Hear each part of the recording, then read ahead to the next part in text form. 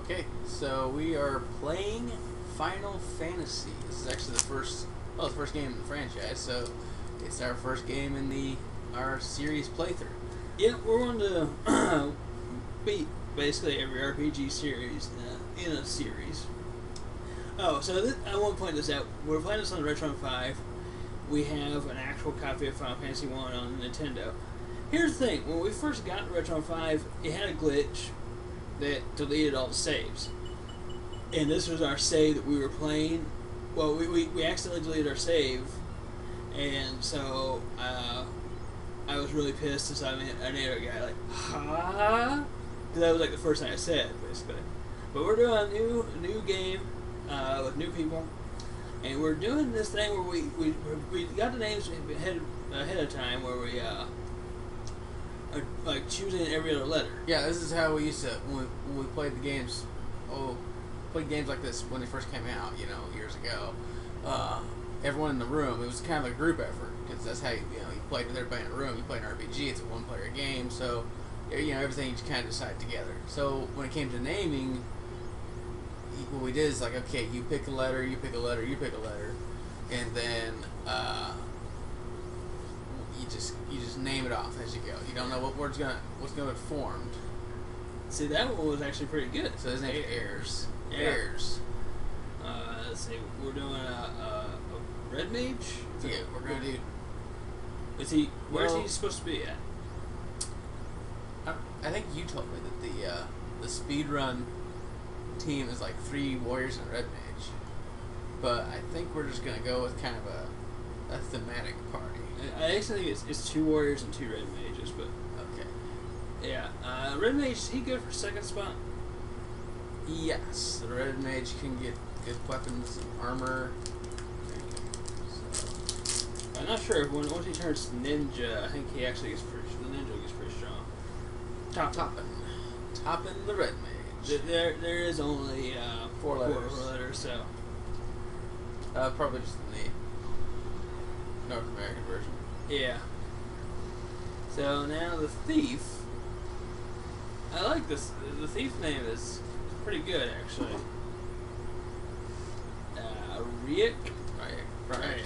Well, I mean, it's a fake name. It's a fake name, but so you pronounce it however you want. Yeah.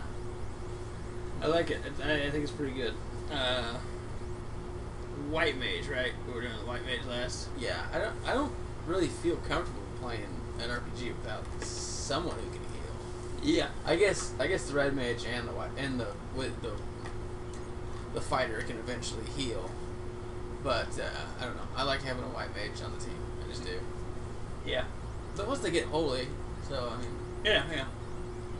So we actually had to make 2 names for this one because I want to show you what the first one was. It didn't work. Sometimes it doesn't work. You just do it again if it doesn't work. It's not like you're not forced to do it. Where's the other letter we're looking for here? You know what? That one's just not gonna work. It was like a T. I think it was like T and then F. It was like it didn't work. This one. It's a little better. Yeah. It ended up being Nap. Well, big P. Yeah. It's kind of rare, but there you go. Nap. Yeah. So it's an interesting way of doing it, and I like it a lot. And here's what we've decided that is in any Final Fantasy that we can name the characters, we're gonna name them after these characters. Right. Yeah. So throughout the series playthrough, you'll see Eros, Toppin, Riek, and Nep. More than likely somewhere throughout the games. Now we're also going to do an all monk playthrough. Yeah. So there'll be 2 playthroughs of the first game. An all monk playthrough because. Well, I mean, we have lots of brothers, but the ones that'll be there with us playing the game, there's going to be 4 of us, and we're just all going to be named after ourselves. So yeah, pretty. So I brought this up a lot throughout the Mother playthrough, and that is these older RPGs. They say something, that's what you're supposed to do. Don't question it. Don't think like, oh, I'll remember that for later. No, that's what you're supposed to do right now. If someone says there's a tower to the north. Doesn't even matter if they say to go there. That's where you're supposed to go. You're supposed to go to the north and you're looking for a tower. Yep. And a lot of it was kind of, you got to use your imagination. But that's how everyone was back then, so it wasn't really a big deal. It wasn't like how are they supposed to know that? Like, well, they know that because they have an imagination. It's like they want to go to that tower. You mentioned something about a tower, all of a sudden that's the only thing they can think of. Yeah. This tower was mystical. It was mysterious. What was there? What was inside? You gotta go. That's the only way to find out. Right. So, we've never beaten Final Fantasy 1 ourselves. We've gotten close, especially with the save that was deleted when we first popped this thing in. Yeah. What happened is we actually gained all the experience necessary to beat the game. We got max level. It's not too hard. Yeah. But it's actually one of our saves different.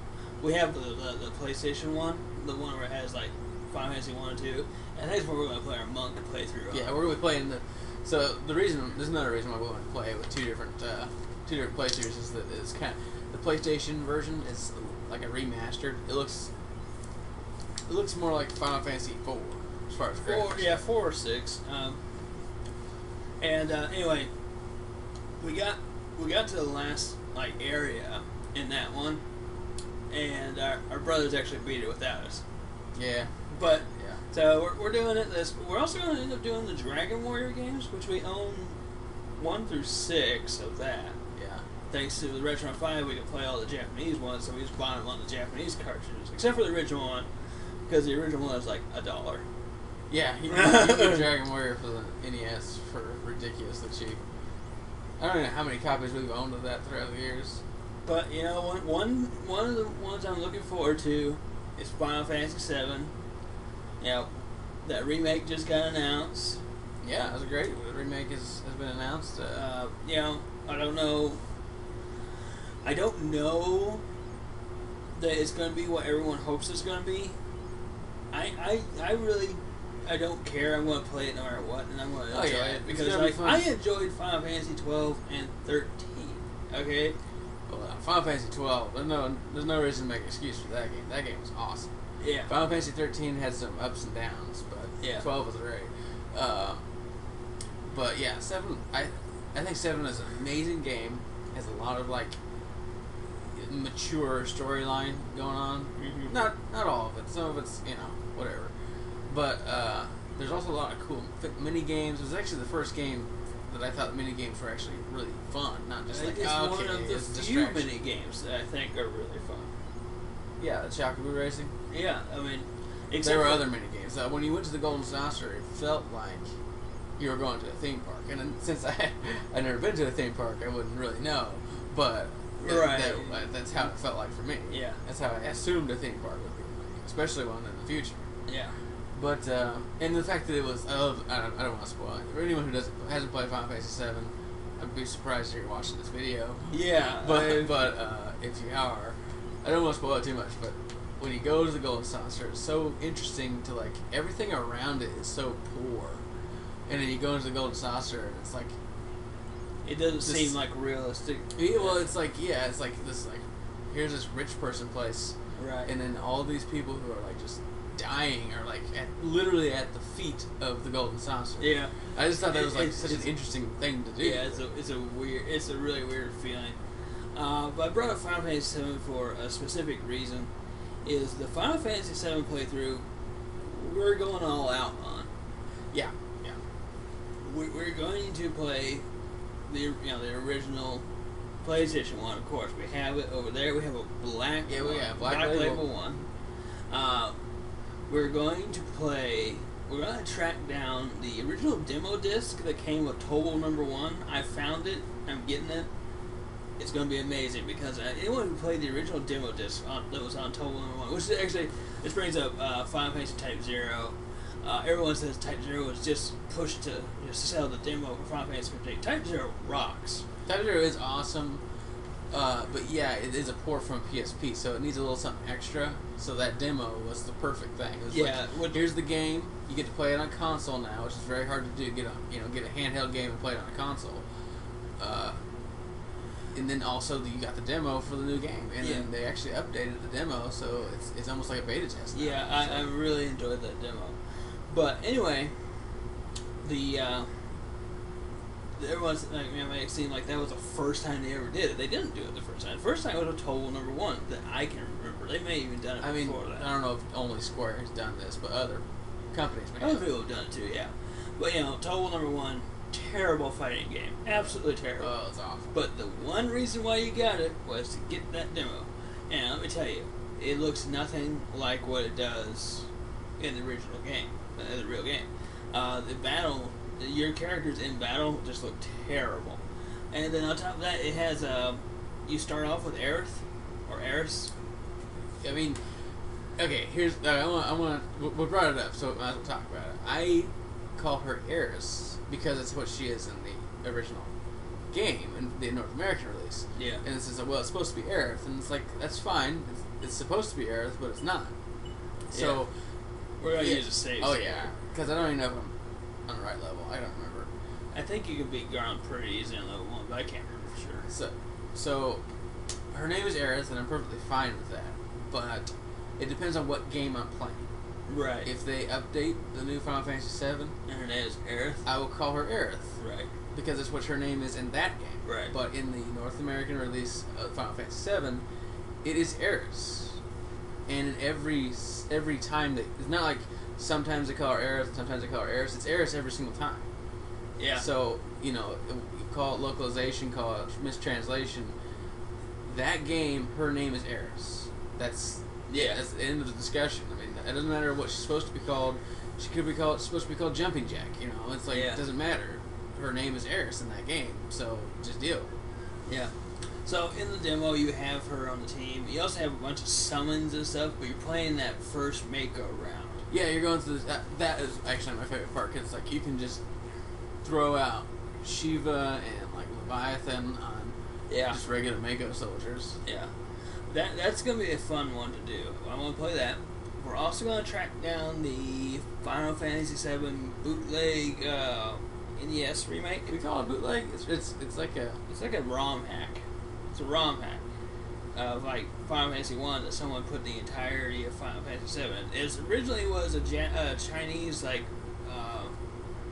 was a really bad thing. It didn't work very well. But someone has cleaned it up and made it work with American ROMs. You see how long it took to heal? Yeah. I really liked how this starts off with you fighting this Black Knight guy who stole this girl. Yeah, that is an awesome thing. I feel like in a lot of RPGs, I think they would just went all out. It's like, what do we do? Like, obviously, most people already know the whole concept of the name Final Fantasy comes from the fact that it was going to be their last game. And the whole game does kind of feel like a last hurrah kind of thing. Because it's like, well, what do you want to do? Just do it. Like, the first boss you fight here, which is just right outside of town, is this Garland guy. And he's so much cooler than most first bosses that you beat. Yeah.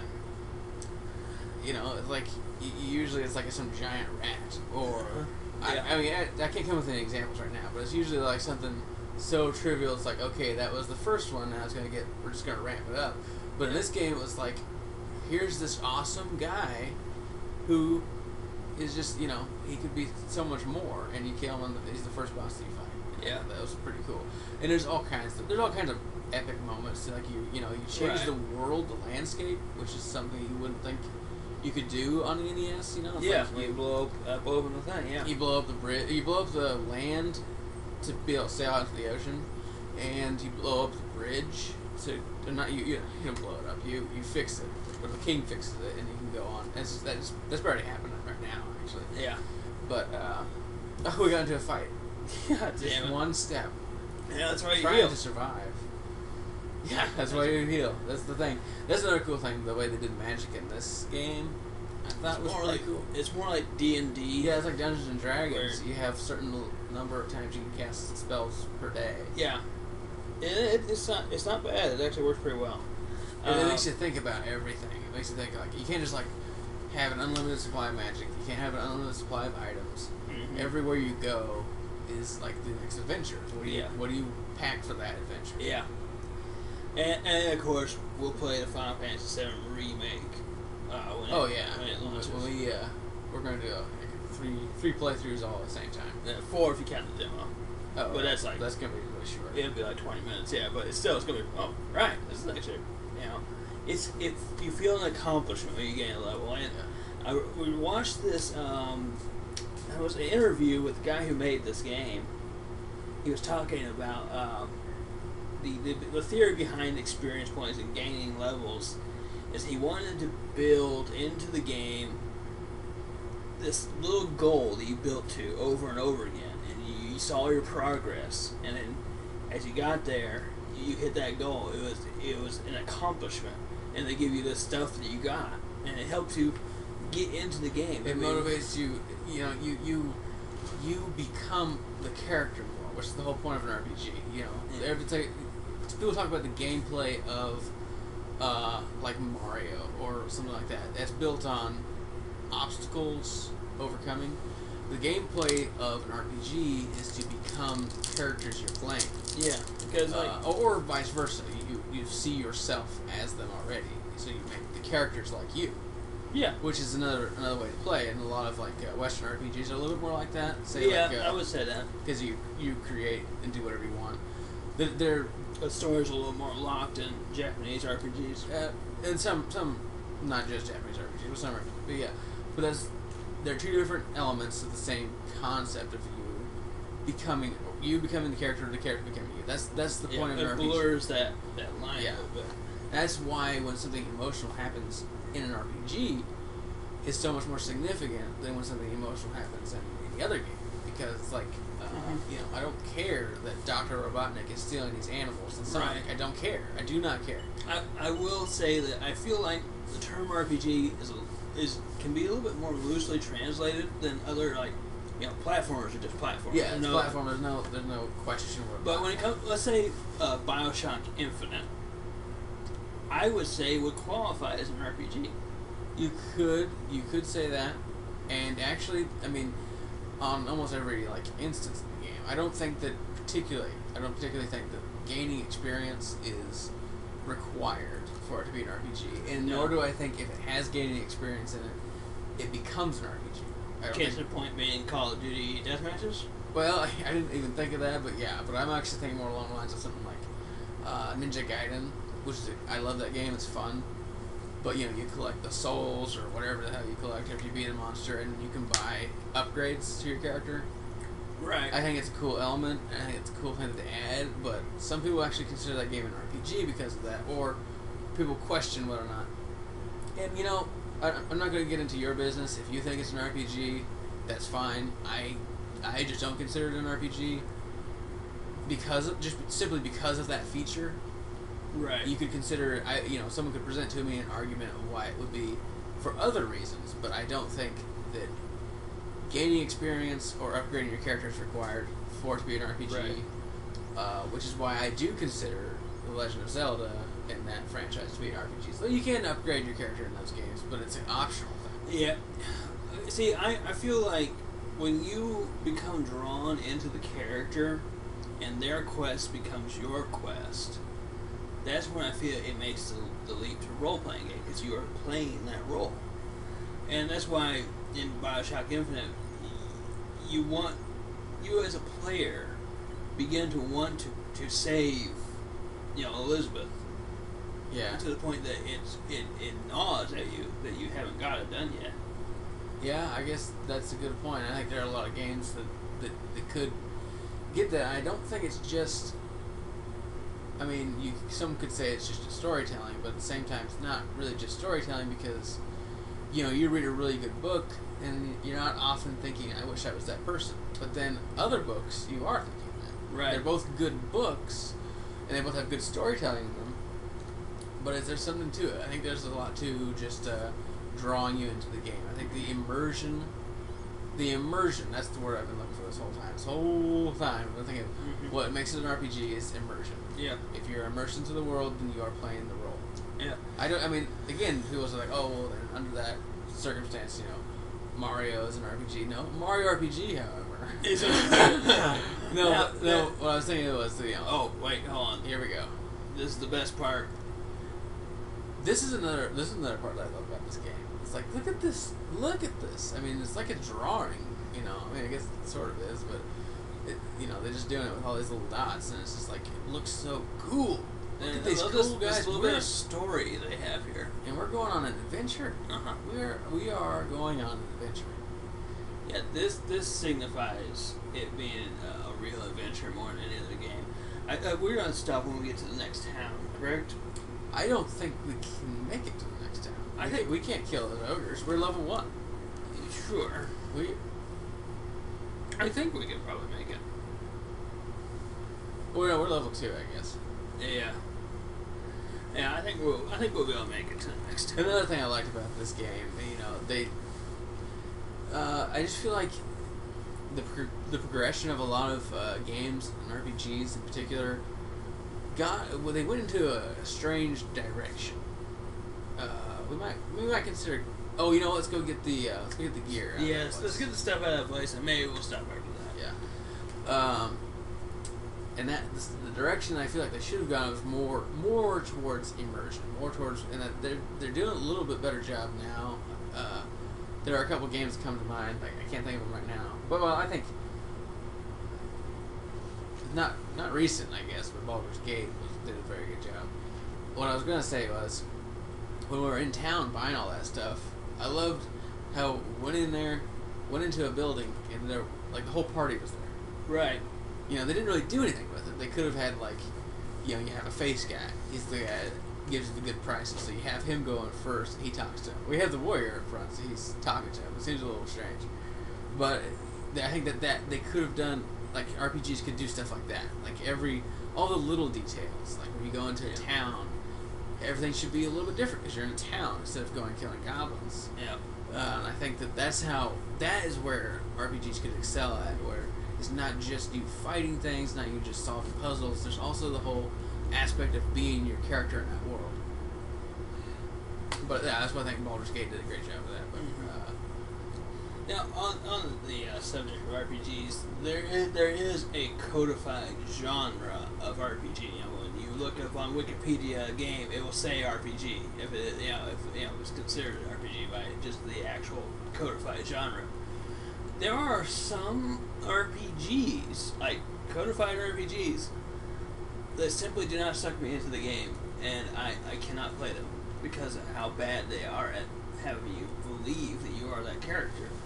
And there's a few that I'm actually looking over here at our bookcase of Minigames.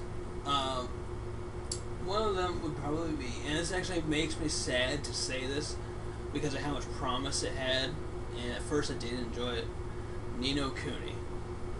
yeah, that might be a controversial statement, but I have to agree. Ni no Kuni, we heard so many great things about that game, and I will say the opening with your mother and everything like that. There was a lot going on in that game that was really cool, or at least showed a lot of promise. But then it just kind of goes off the deep end, where it's just like, okay, all right, yeah, there's weird looking things going on all over the place. There's this is supposed to be cute, that's supposed to be cute. I don't get it. And then I don't know. Maybe it's part of it's the combat system. Is really pulls you out. It's like, okay, summon this little creature, and then it does all the fighting for you. And then no, there's no party members, so you don't worry about that. I mean, there may be some later in the game. There are. Actually, I think we just got one on the team before we stopped playing it a long time ago. All I know is we played that game for probably 40 hours. It feels like it, yeah. And it was just nothing. That's where, if you've played the game, you'll get the reference I'm about to say. And whether or not if you agree with me, you can at least agree with this, and that is, if they say brokenheartedness one more time in that game, I don't know, I will lose my mind. Yeah. Another one I feel really dropped the ball on that is Resonance of Fate. Resonance of Fate had an overly complex fighting system where it was. I thought it was cool, where you kind of balanced, shooting and but it required so much of you to do that you could never come out of the fact that you're playing a game. Well, it was just there was that whole bezel system. I think the bezel system was the worst part, where it was just okay, you have 3 shots doing this. There's 3. if you mess up 3 times, you're dead. Doesn't matter how good you are at the game, or how high a level you are, because you did that thing, whatever it was, the whole use a bezel thing, 3 times in a row without breaking a piece of armor or killing something. Even sometimes that wouldn't work too. I'm not sure. I wasn't sure what regenerated the bezels. Well, if you did it too many times, you did about 1/100th of your normal damage. So 1% of your normal damage, and you took 10 times damage. Yeah. So you would do no damage for the rest of the fight. For as far as I know, you never got it back. You could technically get it back. Yeah, it was like ridiculously hard because of how little damage you could do. Yeah.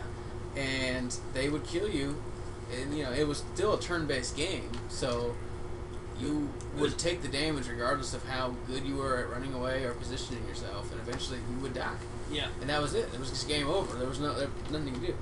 And it was one of those weird leveling systems where it's like, guess what? You can gain 1,000,000 levels. Just keep gaining levels. It's like, okay, I get. This game has like I think a level cap of maybe 50. It's 50. It doesn't matter. It doesn't matter what the level cap is. It could be 10. In Baldur's Gate, I think the first game you could only get to like level 7. Yeah. And it was still fine. It wasn't. Yeah. I didn't care that you couldn't gain an unlimited supply of levels. It was about being able to accomplish something. And then you get to level 99 on 3 different accounts in that game, and it didn't make a bit of difference. Yeah. I had to say this. This fucking fight. It's going on forever. Yeah. We have been fighting them forever. Well, I just didn't realize how powerful they were. Or maybe how weak we are. I'm not sure. One of the two. I was overestimating that guy's strength. So next time, kill the Great Imps first. Yeah, the Great Imps are definitely strong. Yeah, they got very little life, but they do a lot of damage. It's the whole, if you're all attacking the same guy and he's dead, you just decide not to. I mean, that's the problem with the old days. This game did it. It's like Julius Caesar, like Shakespeare. They all attack the same stab person. his body. Yeah. The others should be afraid. But yeah, I mean, Mother does it. This does it. Phantasy Star 1 does it. Dragon Warrior would have done it if you got more than one character. Yeah, I think Dragon Warrior 2, you have more than one character, and I'm pretty sure it doesn't. Yeah, we haven't played it. I guess we have Dragon Quest 2. Yes. I'm trying to think, yeah, they also announced well, they didn't announce it. They just talked more about Dragon Quest Heroes. Yeah, coming to America. I can't wait to play that. One of our more beloved series of games. I'm on this kick right now of pointing out weak games in the RPG lineups. Yeah. Wild Arms 4. Oh yeah, Wild Arms 4. It is just one of those. I feel like there are a lot of RPGs just out there. There's a lot of RPGs that were made to sell an RPG. Yeah. It's like, okay, people who play RPGs don't give a shit. It doesn't play anything because there's so few RPGs out there. So let's just make a game where there's just full of tropes. Everything's a trope. Every character is a trope of some kind. We'll throw in one interesting story arc and then throw in so much, grinding that they'll play the game for 100 hours and then move on. Wild Arms 4 literally has one interesting story arc. Only one, and it is actually really well done, and I do love it. I don't know if we should say it. No, it's actually good enough that I'm not going to spoil it. Yeah. But I will say this. We did play it and grind for a couple of 100 hours, and we did beat that game. But it was just like halfway, it wasn't even it was halfway through. I think it was like maybe after the first town, we pretty much knew what we were getting into. It was like, there's nothing going on in this game except for this one character. She is introduced pretty early, though, so that's kind of interesting, because it's like, it's slowly building throughout the whole game. Yeah, I had an idea what was going on pretty soon. I think that's what made it interesting, because it was like, is that what's really going on? Let's just continue and see if it is. And then when it finally hits, it's actually pretty emotional. It is really well done. And I like the ending. I like ending. I like games that have. I like RPGs that have endings that are like, there's enough closure. Yeah. Like, if it's not an RPG, I don't even care what the ending is, to be perfectly honest. Just beat the game and then it's over. Yeah. Wow. While I said that, I was looking at or Xbox games, I say Armed and Dangerous, and I'm like, I love the endings of that game. Armed and Dangerous has the best ending ever. It's one of the funnier games. That and Bard's Tale for the Xbox. Yeah. Never played any of the other Bard's Tale. Yeah. But then, another one, Breath of Fire 3. Ooh. That one, is there a redeeming feature for that one? Breath of Fire 3? I guess the redeeming feature is that you can play Breath of Fire 4 afterwards. The redeeming feature of Breath of Fire 3 is I like the Masters system. I thought that was a pretty cool, like, metagaming thing. Like, where you could, like, kind of tweak your play styles. But it was so little. I mean, Breath of Fire 3 take place after Breath of Fire 2? Oh, that is the redeeming feature of Breath of Fire 3, is that it has that, it kind of links together the games. Yeah. I can't remember how it does it. With Deus, or Blue, the snake woman. Yeah. They kind of, like, reveal to some degree that she was, like, in all of the games. So it was like, okay, so they are connected. Yeah, and then the ending is, like, pretty... I mean, it's not really definitive, but it's at least there's a little bit of closure. Yeah, Breath of Fire 4 is better. It's not as good as the first two, but it's better. I would say that the Breath of Fire 4 was probably better than the first game. There were a lot of cool parts of the first game. I loved the combining system. I loved some of the characters, but it's one of those... It's one of those early Super Nintendo RPGs where it's just like, it's not quite as nostalgic as, like, Final Fantasy 1 or Dragon Warrior, and it's not quite the storytelling capabilities of, you know, the more modern Super Nintendo games. It's like Final Fantasy 4 is great, but there are a lot of points in Final Fantasy 4 where it's just like, you know, there's literally nothing happened. I just played this game for, you know, like 4 hours to try to get through this part of the game. That's true. And it was a complete waste of time.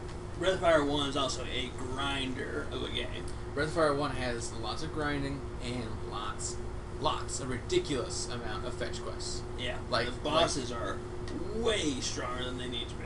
Yeah, But you know what's another weird thing? Even though they were really strong and hard to beat, I did not get any sense of satisfaction out of killing them. No. It was just like, okay, but it's over, move on. Gobi, though. Right. That's only in the first one? Yeah. Gobi was awesome. You open an item shop. Oh, I didn't really open an item shop, but you sort of did. It's like in Earthbound, we had the for sale sign, except it was a little more intricate. And it reminded me more of the Super Mario RPG when you stayed at the hotel, couldn't pay back, so you had to work as the bellhop. That was cool. That was fun. But yeah, Breath of Fire 4, I guess it's probably better than that. Yeah, it has, oh my god. But that was... Nina's sister in that game? Holy. Oh yeah, that was, like, really dark. We gotta do a Breath of Fire playthrough. Now we're talking about it. Yeah. But that took forever. Getting those 2 items out of that dungeon took us, like, the same amount of time it took to repair the bridge. Goddamn Garland and everything. So I think we're gonna stop here. We need to grind a few levels. I think if we gain 2 levels, we'll be good. Yeah, we just kill the pirates. We just need to get there, kill the pirates. So we'll probably just go ahead and end it there. We'll probably get back to town and save it. Yeah. And we gotta actually rest it and to save it. Yeah, which is I think pretty cool, but annoying now because it's like just let me save it. Yeah. I don't need to get full health first. Well, technically, I could say it wherever the fuck I want with the Retron 5, but it wouldn't be authentic. Anyways, we're gonna save this. We're gonna save it with the Retron 5 anyways, though, because we don't want to lose the save this time. Yeah. We want to keep it. I'm trying to think of another game that is like just one of those RPGs that sets. Well, no, okay, Lunar. Lunar sets the tone for RPGs that few can touch. Lunar is great, but I feel like we should end this video on a controversial statement, and that is I do not like Final Fantasy X. Okay, let's go ahead and save it, and we will catch you next time. But when we're playing Final Fantasy X, we are gonna ream the shit out of that game. Oh my god, it's gonna be epic. We're gonna it's gonna be bad. Everything. It's gonna be constant. I'm looking forward more to Final Fantasy X too, because at least we'll have to deal with freaking Titus or Titus, whatever his name and is. it's only gonna be the girls. It's gonna be a lot easier to play. Alright, we'll see you next time. Yep.